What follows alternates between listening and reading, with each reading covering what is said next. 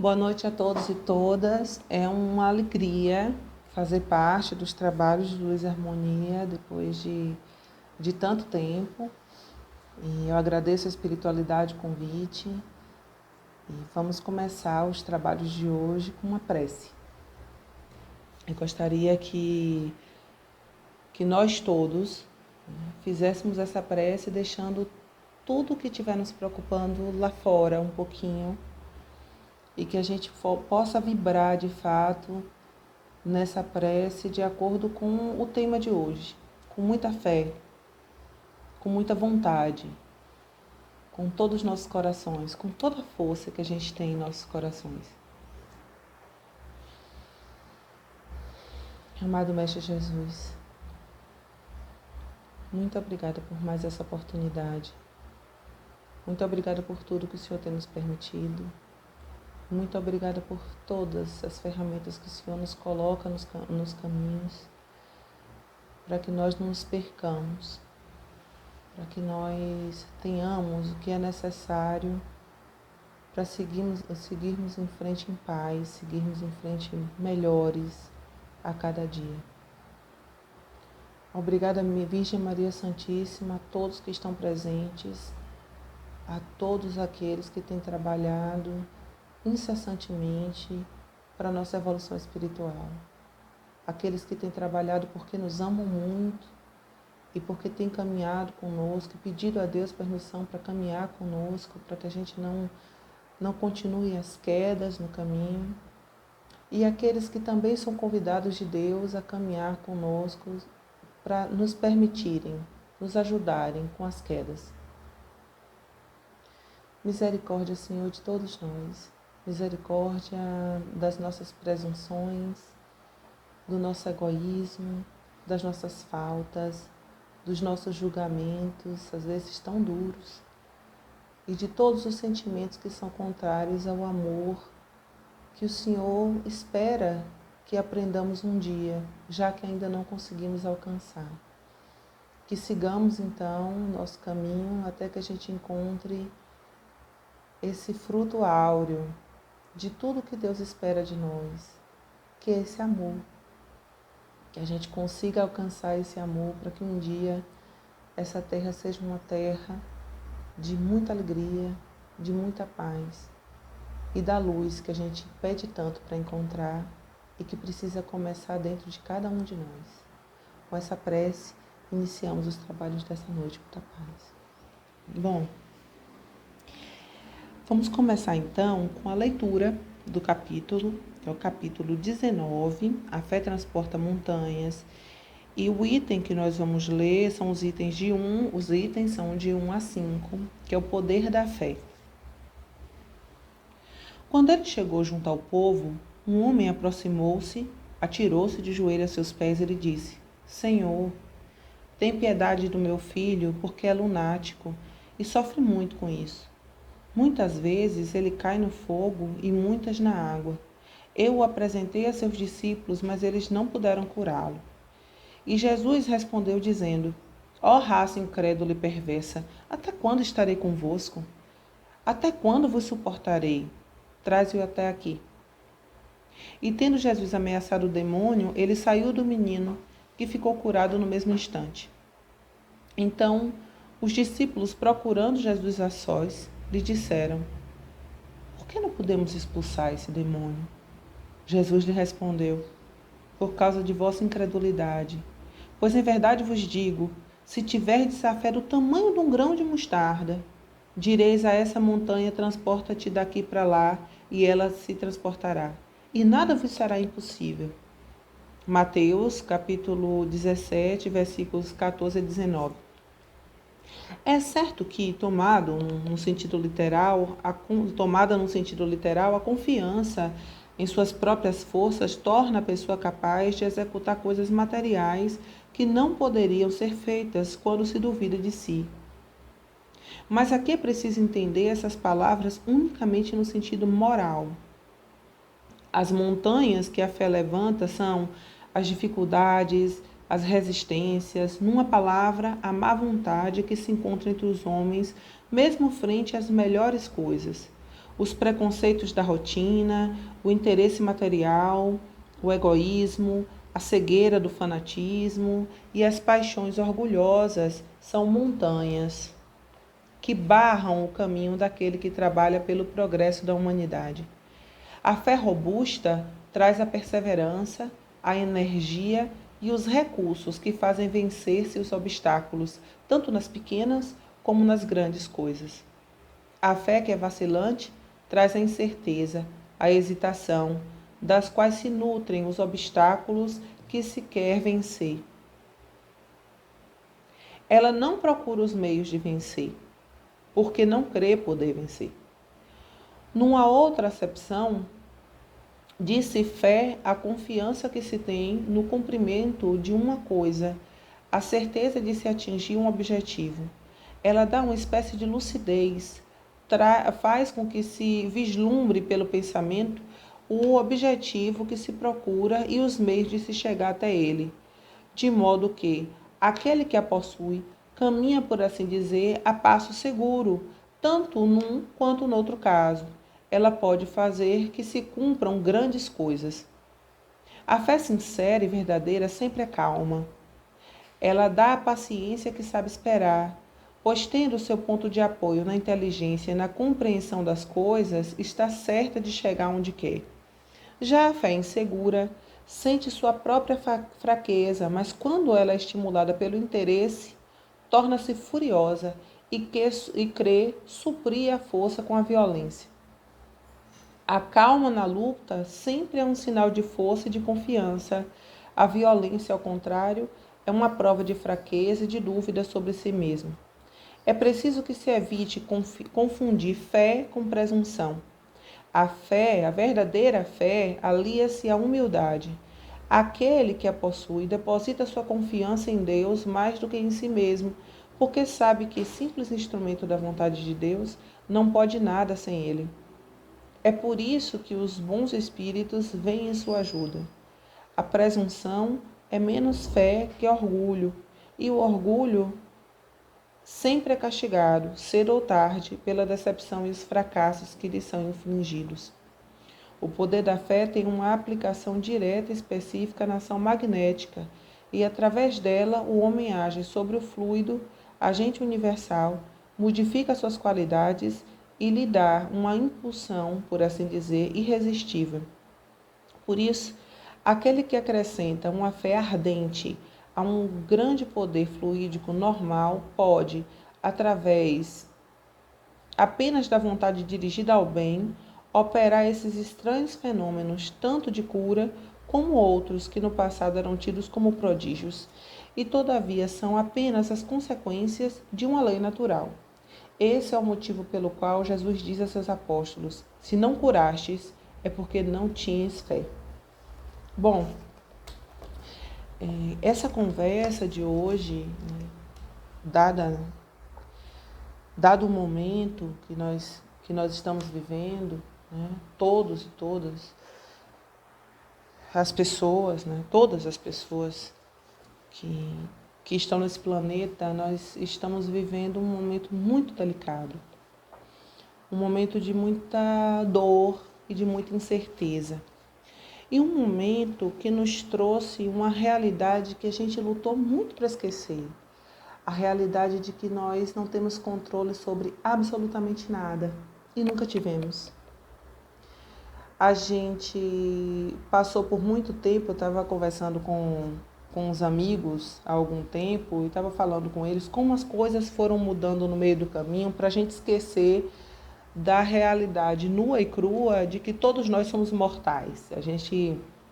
Todos nós enquanto corpos, somos mortais. A gente foi afastando essa realidade de forma que a gente não tivesse mais contato com isso e as pessoas tomam um susto.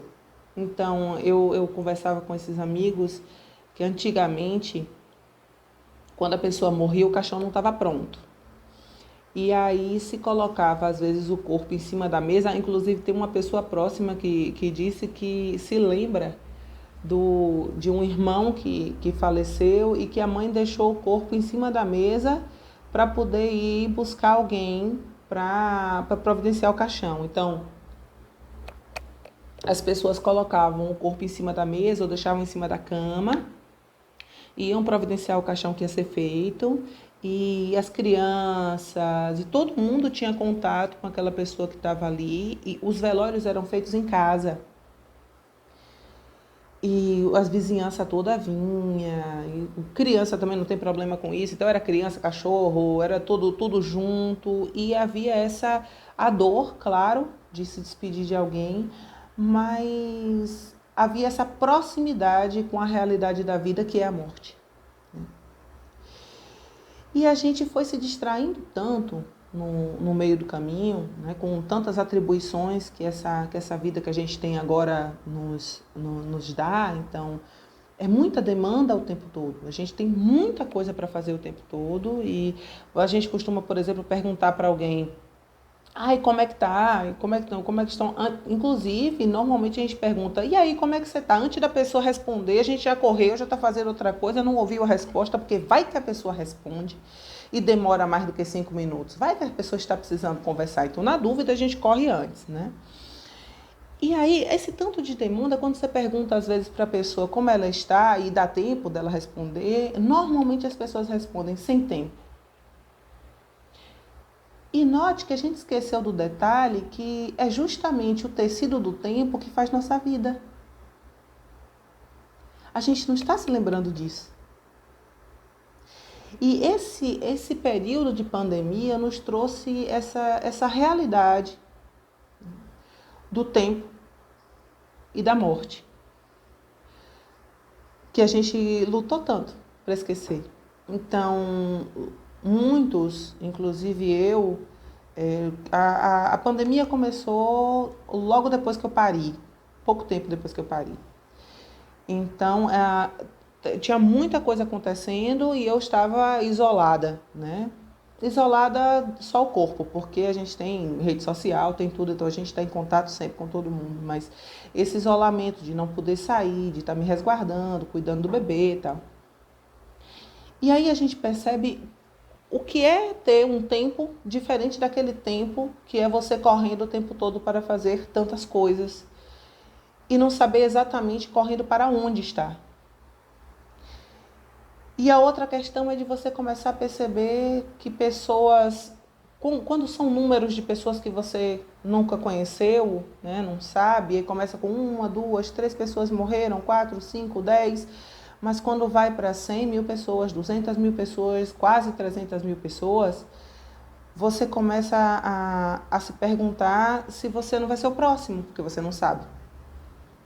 Quando as pessoas conhecidas começam a morrer, você começa a se perguntar como é que funciona isso, que essa pessoa estava ótima ontem, que você estava falando com ela ontem, né? Quando os vizinhos começam a ir também, e em grande escala, e muita gente morrendo ao mesmo tempo, né? E aí entra essa grande questão, que é a questão da fé.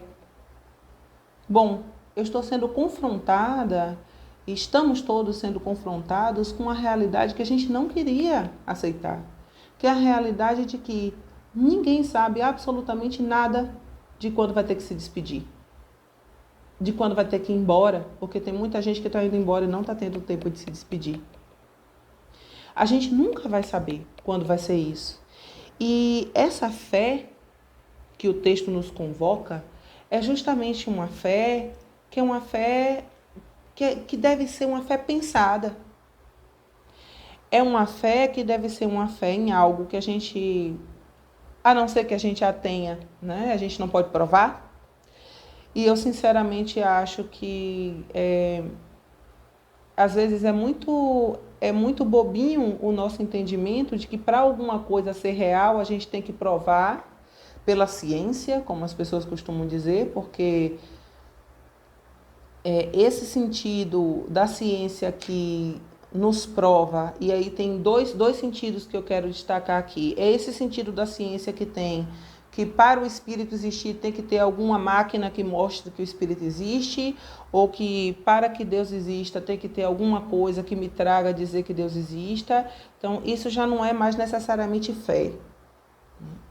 O que deve me mover para eu ter fé nisto que acredito é justamente o que eu acredito disto, como eu sinto isto. Então, tem uma passagem que Jesus fala: amarás o Senhor teu Deus, do jeito que você entende Deus. Porque mesmo que Deus seja, e aí a gente coloca no masculino, mas quando se pergunta o que é Deus, né, coloca Deus como algo que não tem nem feminino nem masculino, que é algo muito superior a tudo isso. E é algo que os espíritos dizem, em uma das perguntas no livro dos espíritos, os espíritos respondem que nós não temos linguagem para chegar nem perto de explicar o que seria Deus. E eles estão falando isso com delicadeza, porque nós não temos linguagem, nós não temos entendimento, a gente não tem condição ainda de chegar nem perto do que seria Deus. Imagine chegar perto de dizer, por exemplo, que o Deus do outro está errado, o meu Deus é que é o certo, foi Deus que quis que todo mundo passasse por isso dessa forma, tirando de nós algo que é importantíssimo para cada encarnação, que é a responsabilidade. Esse texto traz um chamado de Jesus, que é um chamado muito forte e muito direto. E eu vou repetir a parte para vocês, ou para mim, né, para nós, que é: ó raça incrédula e perversa, até quando estarei convosco? Até quando vos suportarei? Traze-o até aqui. E a grande pergunta é que se Jesus hoje, né, se nos apresentassem hoje esse menino, nós enquanto os propagadores da fé cristã, nós enquanto os representantes do trabalho de Jesus aqui, será que a gente não ouviria lá atrás, ecoando na cabecinha da gente, essa mesma frase de Jesus? Será que quando a gente deixa, né, as coisas passarem do jeito que a gente tem deixado, dentro dos nossos interesses, perdidos em nossos interesses, a gente também não está deixando de fazer a nossa parte, que seria uma parte que nós poderíamos fazer, e nós delegamos essa função para outro, né? E aí Jesus diz: olha, por falta da vossa incredulidade, pois em verdade vos digo, que se tiverdes a fé do tamanho de um grão de mostarda, direis a essa montanha: transporta-te daqui para lá, e ela se transportará, e nada vos será impossível. E a gente esquece que, para a gente ter essa fé, ele dá o exemplo de um grão de mostarda, porque um grão de mostarda é muito pequenininho mesmo, muito, muito, muito pequenininho. E a montanha é algo que, claro, a gente sabe é muito grande. E essa fé desse tamanho não é uma fé que deve ser uma fé simplesmente de acordar de manhã e falar: eu tenho fé do tamanho de um grão de mostarda e aí essa montanha vai. E o texto deixa bem claro que é num sentido que essa fé e essa montanha são num sentido moral. E aí, quando a gente deixa essa responsabilidade para Jesus, e ele deixa bem claro: até quando eu vou estar com vocês? Porque esses dias uma senhorinha muito, muito, muito querida, né, muito conhecida da minha mãe, ela viu minha mãe na varanda, que minha mãe também está isoladinha e afastada, vamos dizer assim. E aí viu minha mãe na varanda e chamou ela assim de longe, né, e falou: ô Pró, não estou lhe vendo mais saindo, eu lhe via indo para outros lugares, tal, estou lhe vendo sempre em casa, o que é que está acontecendo? E aí minha mãe respondeu: minha filha, né, o que é que aconteceu não, o que é que está? Ela perguntou: o que aconteceu? Minha mãe: o que aconteceu não, o que é que está acontecendo, né? Eu estou em casa porque eu estou me resguardando, né, numa pandemia, me resguardando de ficar doente. E aí ela respondeu alguma coisa para minha mãe que não foi de maldade, porque não foi. Ela disse: mas Pró, a senhora não sabe que tudo que acontece é porque Deus quer? Se a senhora tiver que morrer, a senhora vai morrer. Se a senhora tiver que adoecer, a senhora vai adoecer. E aí minha mãe falou com ela, conversou, continuou conversando. Mas o que essa senhora falou, ela não falou porque desejava que minha mãe saísse de casa. Ela não estava com máscara, ela é uma senhora, uma senhorinha já, que já é grupo de risco. Ela não estava tomando precaução nenhuma. Mas por que ela não estava tomando essas precauções? Porque ela justamente acreditava que as coisas só acontecem se Deus quiser. Mas não quer dizer que o entendimento dela, do que Deus, a crença dela de que Deus sabe de todas as coisas e que acontece quando Deus quer, esteja necessariamente errada. O problema é o uso que a gente faz disso. Porque, bom, Deus sabe de todas as coisas, é um ponto, né? Isso aí a gente não tem dúvida. Deus é todo amor, é todo bondade. A gente também não tem dúvida. A gente deve ter fé nessa proteção de Deus. Deve sim. Mas a questão é, se eu sou apresentada no meio do caminho a ferramentas que podem me resguardar, então, se eu recebo informações de que, olha, o vírus se comporta de tal forma, ou se eu usar máscara, eu não vou me contaminar, ou diminuo a probabilidade de me contaminar e diminuo a probabilidade de contaminar alguém e de matar alguém.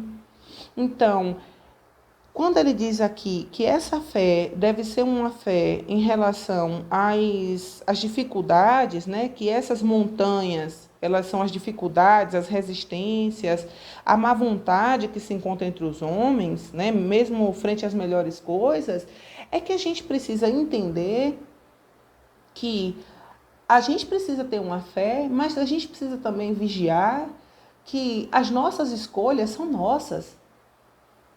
E que nós não somos formiguinhas na fazendinha de formiga de um menininho. Deus não tem essa intenção e nunca teve essa intenção conosco. Nós estamos aqui para fazer escolhas.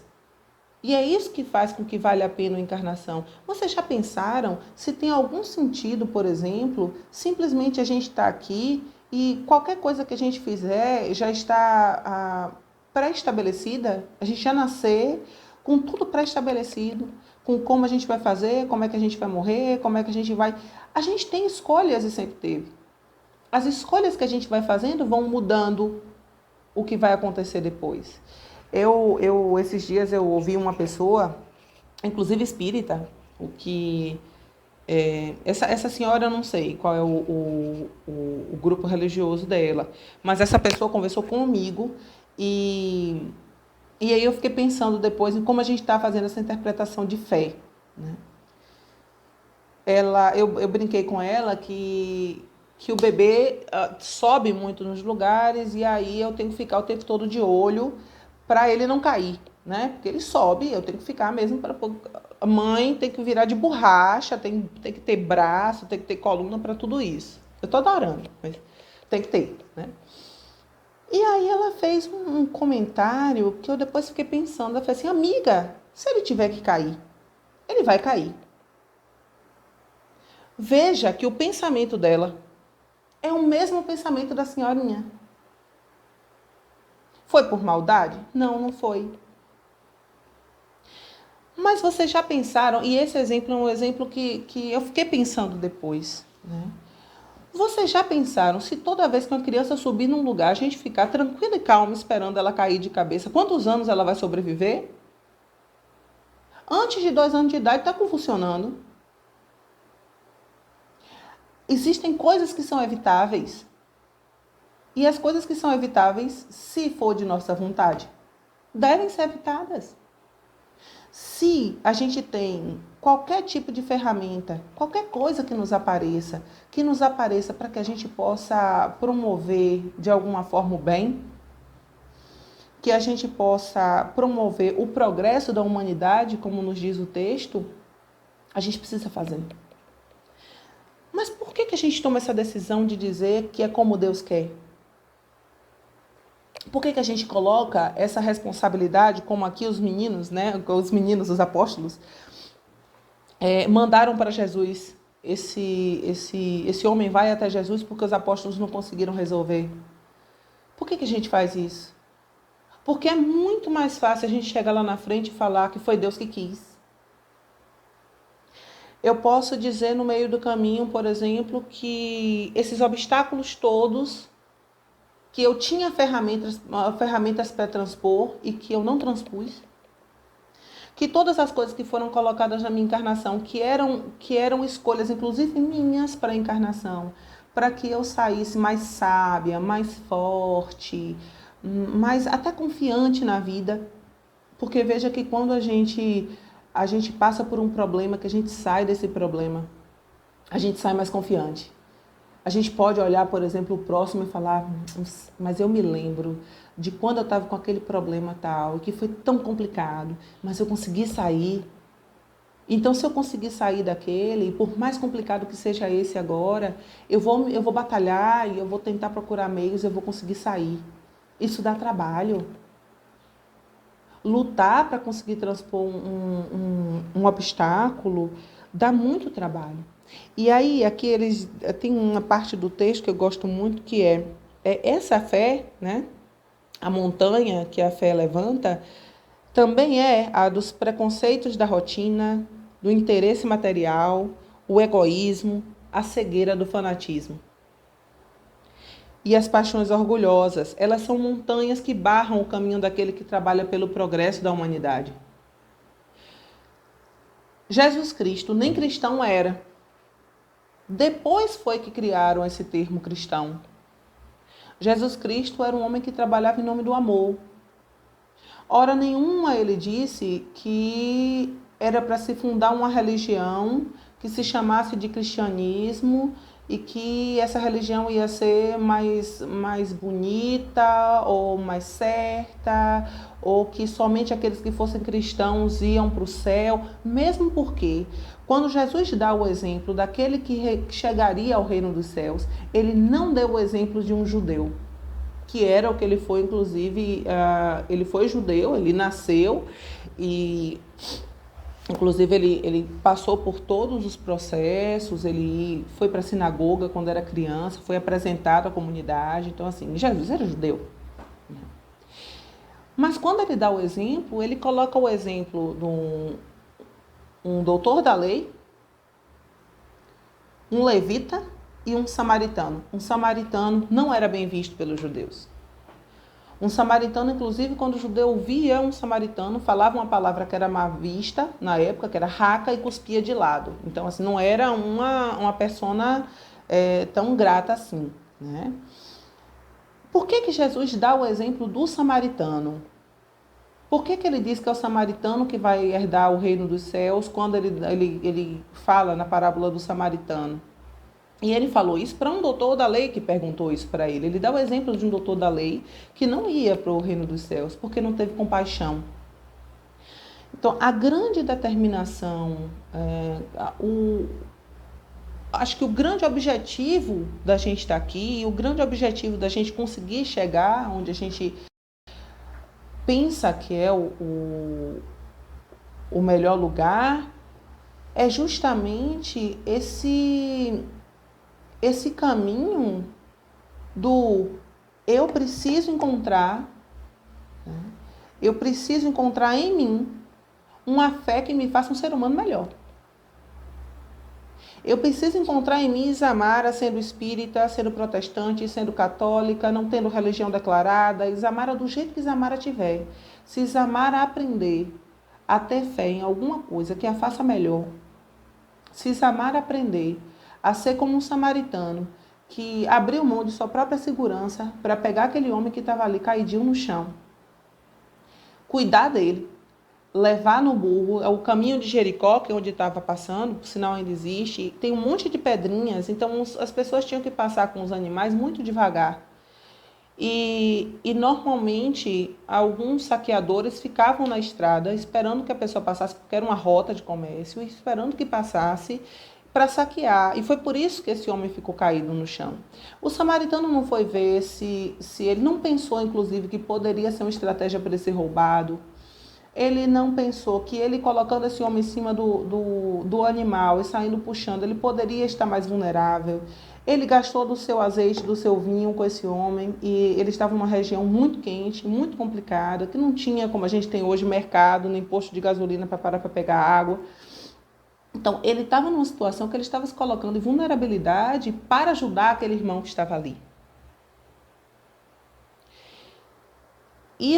Essa compaixão, esse amor é que determinam o para onde vou, entre aspas, né? Determinam esse reino dos céus. Não porque tem um lugar que eu vou bater na porta e vão abrir para mim com um livrinho, vai dizer aqui, Isa, você fez isso, você passou e você encontrou lá esse homem caído, pronto, a boa samaritana e vai entrar por aqui, a porta é essa. Não é por isso. É porque eu vibro o que eu faço. Eu só posso ser uma pessoa amorosa se eu vibrar e se eu fizer coisas amorosas. E talvez seja o grande problema dessa cegueira do nosso fanatismo, Estamos sendo filhos cegos da cegueira. Porque a gente está plantando dor, desespero, sofrimento. Porque a gente está aí fingindo que a gente não sabe o que está acontecendo. Porque a gente está, como diz o texto, com os nossos interesses materiais, com o nosso egoísmo, caminhando pela terra, espalhando doença, sabendo que estamos espalhando. Então, muita gente que eu conheço, por exemplo, estava, mas o que é que tem, né? Ir para a praia. Estou com saudade, tanta saudade de ir para a praia. Aí aglomera na praia. A quantidade de gente que está ali, não necessariamente os jovens, mas esses jovens que estão voltando para casa, que estão levando doença para casa e matando os seus. E adoecendo. Quantas crianças? Tem criancinha pequena morrendo em UTI. Se eu não tivesse ido para a praia, se eu não tivesse seguido isso pelos meus interesses, se esses interesses materiais não fossem tão fortes na gente, será que as coisas estariam caminhando do jeito que elas estão caminhando? Então, esse que eu vibro, e é por isso que a gente está talvez tão confuso em relação à vida, é porque nós estamos vibrando muita coisa negativa e esperando que coisas positivas, bonitas, que aquilo que eu estou desejando dê certo, né? Que todo mundo me trate com amor e com apreço, que a Terra seja um paraíso das mil maravilhas, enquanto eu não percebo que um planeta, a energia de um planeta, a energia de um lugar, é justamente a junção de todas as energias de todas as pessoas. Então, aquilo que eu desejo, e por isso que não se pode bater numa portinha e entrar no céu, ou ir para o inferno, ou ir para... Cada lugar é o seu céu, o seu inferno, o seu limbo, o seu umbral, a sua colônia espiritual que você escolhe qual é que você quer. Então, para onde vou é quem eu sou. Eu não vou, não é alguma coisa que alguém vai me botar num carrinho e vai me levar. É por isso que a gente deve melhorar quem a gente é e a energia de quem a gente é. É por isso que essa fé deve ser uma fé muito bem pensada, porque esse poder fluídico que nós temos, né, esse poder sobre os fluidos que nós temos, é algo que pode ser lindo, mas é algo que pode ser muito perigoso. Antigamente as pessoas falavam sobre algumas religiões em especial que mexiam com fluidos como se fossem 2 ou 3 que mexessem e as outras não, né?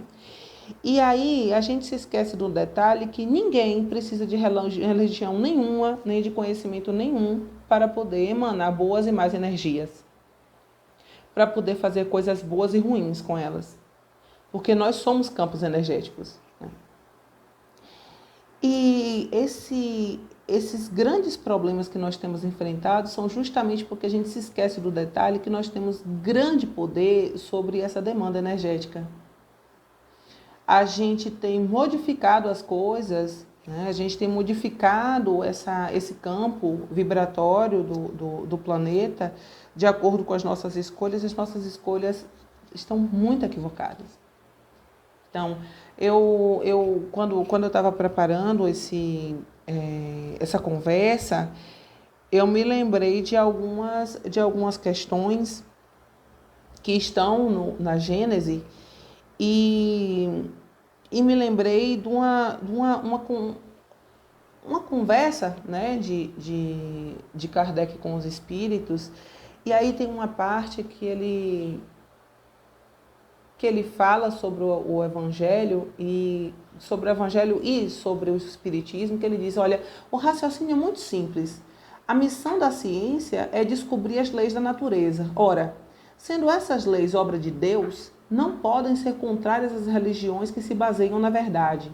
Desta forma, lançar anátemas ao progresso por atentatória religião é lançá-lo à própria obra de Deus. Trata-se, aliás, de um trabalho inútil, porque nem todos os anátemas do mundo são capazes de obstar a que a ciência avance e a verdade abra caminho. Se a religião se nega a avançar com a ciência, esta avançará sozinha. Somente as religiões estacionárias podem, pois, temer as descobertas da ciência, as quais só são funestas aquelas que se deixam distanciar pelas ideias progressistas, imobilizando-se no absolutismo de suas crenças. Então, agindo assim, demonstram fazer mesquinha ideia da divindade, visto que não compreendem que assimilar as leis da natureza que a ciência revela é glorificar a Deus em suas obras. E aí a gente fala sobre a questão do trabalho do progresso da humanidade e a gente vê que quando se fala que o Espiritismo é uma doutrina filosófica, a gente está falando, antes de qualquer coisa, que a gente precisa aprender a questionar. Veja que o Livro dos Espíritos é todo de perguntas e respostas, né? E não é à toa isso, né? Uma doutrina filosófica justamente porque nós, enquanto estudantes do Espiritismo, eu não me considero espírita no sentido daquela que conseguiu alcançar essa caridade que tornaria alguém espírita nesse sentido de fato, né, fazer, mas eu, enquanto estudante do Espiritismo, percebo que um dos pontos necessários para você começar a estudar o Espiritismo é aprender a questionar. E aprender a se questionar deve ser um dos melhores exercícios, né? Então, que tipo de fé é essa que eu tenho? A serviço do que está a minha fé?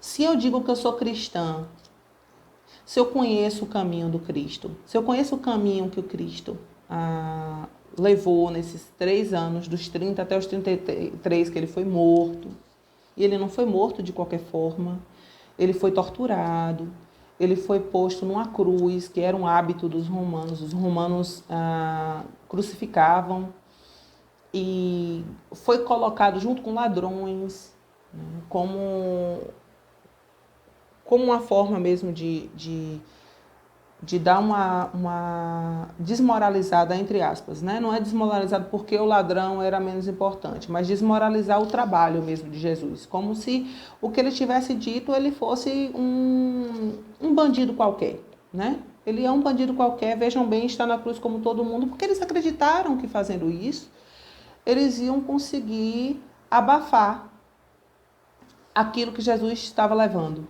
e não conseguiram. Por muito tempo, eles continuaram matando cristãos. E aí vem uma outra questão de fé, que é uma fé que acaba sendo uma fé violenta. Bom, veja que nesses 3 anos, Jesus passou por situações muito complicadas. Assim, o tempo inteiro vinha um doutor da lei para tentá-lo, alguém para perguntar, para pegá-lo numa resposta que pudesse o colocar contra as leis da época. Então, o tempo todo tinha alguém armando alguma armadilha, fazendo alguma armadilha para Jesus. E aí veja que em nenhum momento ele foi violento. Ele era reto, justo, direto, violento não. E é justamente o que se diz aqui, que quando essa insegurança, essa fraqueza, essa falta de fé, quando tudo isso acaba, quando não se tem mais esse raciocínio que deveria ter, entra essa violência. A pessoa, já a fé insegura, sente sua própria fraqueza. E quando é estimulada pelo interesse, torna-se furiosa e quer suprir a força pela violência. Força não tem nada a ver com violência. Jesus era um homem que tinha uma força que as pessoas sentiam de longe e seguiam ele. A fé em Jesus era de um tamanho que a mulher ficou sentada no chão esperando que ele passasse para tocar em sua veste. E ele disse para ela, numa multidão, ele fala, alguém me tocou. E aí os discípulos que caminhavam com ele, mas que tinham suas fraquezas e que não eram tão sábios, é claro, eles disseram, claro, Senhor, que alguém lhe tocou. Lógico, tem tanta gente. E aí ele diz, não, mas eu senti algo sair de mim. E ele volta, encontra essa mulher e ela diz, Senhor, eu esperei que o Senhor passasse, porque eu sabia que se eu tocasse em tua veste, eu me curaria desse fluxo de sangue que eu tenho há tantos anos. E eu me sinto curado, já sei que eu estou curada. E ele fala, tua fé te curou. Mas ela fez todo um processo, ela saiu de onde ela estava, ela se sentou, ela esperou ele passar, ela teve todo um processo e um trabalho para chegar até ali. Não foi uma fé que eu sentei e esperei que as coisas acontecessem.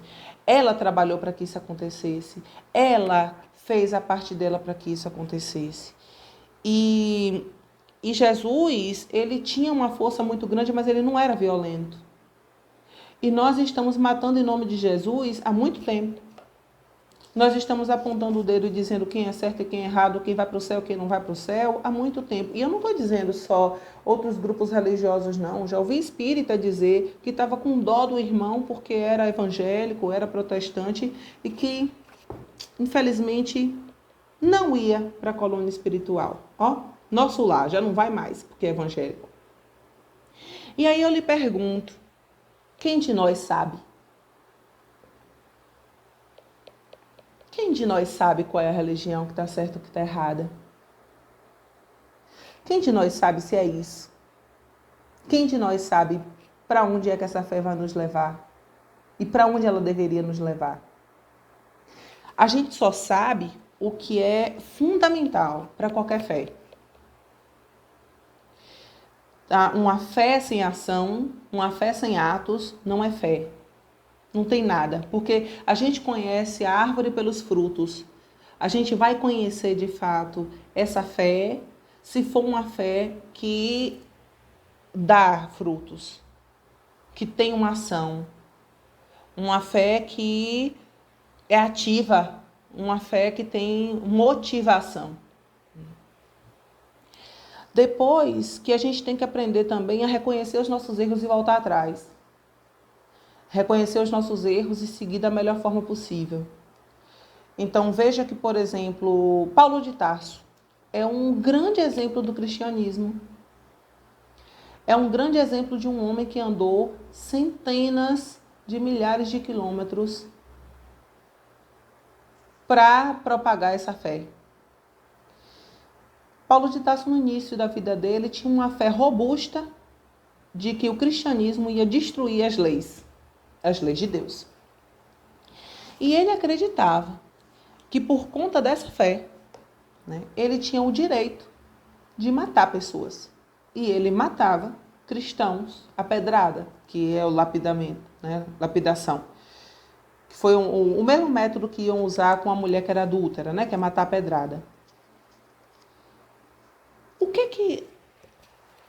Qual é o grande problema disso? Por que ele fazia isso em nome da fé? Ele estava matando cada um daqueles cristãos para defender a Deus. E se qualquer um chegasse para Paulo de Tarso naquela época e conversasse com ele, certamente ia sair dali percebendo um homem corretíssimo no que estava fazendo. É por isso que a gente precisa começar a se questionar. Porque a gente precisa ter menos certezas. Ter fé não é perder a capacidade de se questionar e de aceitar certezas, inclusive certezas dos outros. Paulo de Tarso, quando cai na estrada de Damasco e tem essa visão de Jesus, e muda de ideia e levanta dizendo que era cristão, ele teve que enfrentar tudo aquilo que ele acreditou a vida inteira. Ele perdeu o respeito da família, perdeu o respeito dos seus pares, da sinagoga, perdeu o respeito de todo mundo. E outra, os cristãos também não confiavam nele, porque ele matava cristãos. Ele, inclusive, estava indo atrás de uma pessoa em especial, que foi a pessoa que depois o tirou as escamas dos seus olhos e ele voltou a enxergar. Então, eu imagino o que foi que sentiu a pessoa, porque ele sabia que Paulo de Tarso estava indo para matá-lo. Estou tentando lembrar o nome dele agora, não estou conseguindo. Ele sabia que Paulo de Tarso estava indo para matá-lo, né, para prendê-lo. E Paulo tem essa visão, e quando chega numa hospedaria, o Senhor recebe uma mensagem espiritual dizendo que era para ir encontrar com Paulo de Tarso para tirar as escamas, né, para fazer com que ele enxergasse novamente. Você imagine que essa pessoa sentiu, né? Falei, então, né, eu estou indo encontrar com a pessoa que quer me prender e me matar, mas vamos lá, vamos ter fé. E ele foi. E Paulo volta a enxergar. Mas quando Paulo volta a enxergar, ele não volta a enxergar somente com os olhos. Ele volta a enxergar porque ele perdeu a cegueira do fanatismo que ele vivia. Porque no Velho Testamento também se fala de compaixão, se fala de amor, não se fala só da parte do olho por olho, dente por dente. Existia um senhor que era professor, que tinha sido professor de Paulo de Tarso, que conversa com ele muitas vezes sobre isso. Que existia esse caminho da compaixão e do amor. Que não se tinha que resolver as coisas somente daquela forma. Então, que a nossa fé seja uma fé constantemente pensada, questionada. A gente precisa começar a questionar a nossa fé. Como Paulo de Tarso, que depois começa a trabalhar em serviço do Cristo, e que descobre que o caminho não é a violência, a gente também precisa descobrir o que é necessário para ser cristão. Ser cristão não é e nem deve ser, ou procurar qualquer tipo de iluminação, não deve ser procurar pelo que eu acho que é certo somente, porque eu posso estar ainda com algum grau de cegueira. Deve ser entender o que Jesus faria no meu lugar. Como Jesus resolveria isso? Como Kardec nos diz, tem a ciência nos prova, nos traz, né, como disse no texto, essas leis de Deus, essas leis da natureza. O que nos chega para nos melhorar é justamente o que vem para nós, né, com uma possibilidade da gente fazer melhor. É tudo que todo mundo vai dizer que está certo? Não, é por isso que eu tenho que começar a questionar. Porque aquela senhorinha que falou com a minha mãe naquele dia, ela estava cheia de fé. Era aquele tanto ali que ela conseguia. Era aquele tanto que ela entendia dessa fé em Deus. Mas aí, se a gente parar para pensar, bom, nós estamos hoje tendo essa conversa aqui. Nós temos contato com o Evangelho, nós temos contato com a Gênese, nós temos contato com o Livro dos Espíritos, nós temos contato com... E, assim, todos esses livros, os Espíritos conversam com a gente de uma forma muito direta, nos chamando para a responsabilidade, nos chamando para raciocinar a nossa fé. A gente tem muita montanha, muitas montanhas para transpor. A gente não está reencarnado aqui nesse planeta porque nós somos espíritos lindos de luz, com asas brancas, batendo. A gente só ia sentir o ventinho das asinhas de todo mundo. Não é assim que funciona. Não somos nós. Mas a gente precisa entender que o nosso orgulho, que a nossa vaidade, que os nossos interesses, que são sempre tão nossos, estão nos cegando, estão nos levando para o buraco. Porque um cego conduzindo outro cego, ambos cairão no buraco. Então, a gente precisa começar esse exercício de se questionar. Eu lembro que quando começou logo a pandemia, a gente recebeu muita mensagem falsa, né? Muita fake news. E aí era fake news de coisas que era para você usar que o vírus não funcionava. Eu fico imaginando o que é que passa na cabeça de uma pessoa que espalha mentira num momento desse. Ou que não passa, porque tem gente que Não, tem gente que faz isso de propósito mesmo, mas tem muita gente que passa para frente. Eu recebi muita fake news, que depois eu fui lá, eu fui pesquisar, eu fui olhar, fui procurar se realmente tinha procedência, de onde é que tinha vindo, tal. Aí voltava para a pessoa, olha, mas não passa isso para frente não, porque essa mensagem aqui, né, isso aqui não funciona. Tipo, gengibre com limão mata o coronavírus, pode tomar todo dia de manhã e saia feliz sem máscara que tá tudo bem, né? Ou tomar água gelada melhora porque você não vai. Então, assim, quando essa pessoa passou isso para mim, essa pessoa especial, ela passou acreditando que estava super me ajudando com aquilo. Ela acreditou em quem passou para ela. Mas isso começa em algum lugar. E a gente precisa começar a investigar tudo isso, porque a gente está tendo fé em pessoas que podem estar agindo de má fé. E existe. Quando a gente fala dos encarnados, né, e dos desencarnados, a gente esquece que aqueles espíritos que antigamente, quando só existia a religião católica, as pessoas se benziam, né, quando falavam o nome, a galera está reencarnando. Quem não garante que somos nós? Ou quem pode dizer se somos nós ou não? Por exemplo, a gente antigamente falava que são vários espíritos que já receberam esse nome, mas vamos dizer, nosso irmão Satanás. Pronto, Satanás, Ave Maria, se benze, meu Deus. Satanás já deve ter encarnado, reencarnado, já deve estar fazendo outra coisa da vida dele, já deve ter cuidado, seguido em frente há muito tempo. Só que pode ter algum que seja parecido com essa ideia e que esteja reencarnado e que está trabalhando justamente para isso. Para trazer morte, para trazer sofrimento, para piorar a situação. Sempre tem. Quando Jesus foi, para a gente começar a caminhar para finalizar, quando Jesus foi para o deserto, se preparar para a passagem dele, se preparar para um momento que foi um dos mais delicados, ele ficou alguns dias meditando no deserto. Não pensem que porque Jesus era Jesus, ele ia se isentar de passar por sofrimentos, de passar por dores, de passar por momentos de confusão como nós passamos. Porque senão não ia ter graça nenhuma ele ter feito o que ele fez.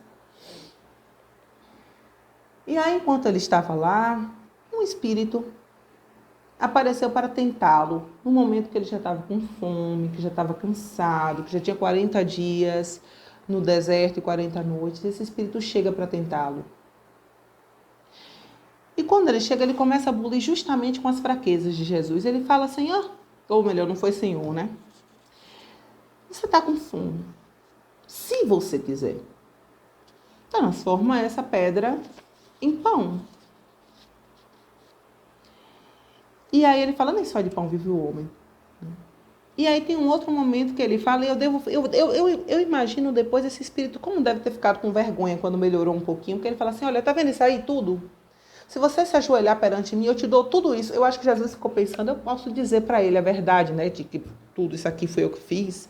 Mas aí Jesus seria orgulhoso. E Jesus fica olhando para ele, vou deixar, né? Vou deixar ele pensando aí. E aí, num outro momento, ele vira para Jesus, não é o Filho de Deus? Se joga daqui de cima, os anjos vão te aparar. Olha que lindo. Jesus podia falar, vou fazer isso mesmo, porque aí, né? Mas ele sabia o que ele estava fazendo. Jesus sabia o que estava fazendo. Ele sabia por que ele estava ali naquele deserto. Ele sabia qual era o objetivo daquilo. Se a gente tiver em mente qual é o nosso objetivo, que é conseguir encontrar esse amor, que é conseguir encontrar essa compaixão, que é conseguir encontrar esse estado de espírito, de fé, mas uma fé fecunda, uma fé que traz frutos, uma fé natural, né? Mas uma fé responsável, a gente não vai cair nessas. A gente não vai cair.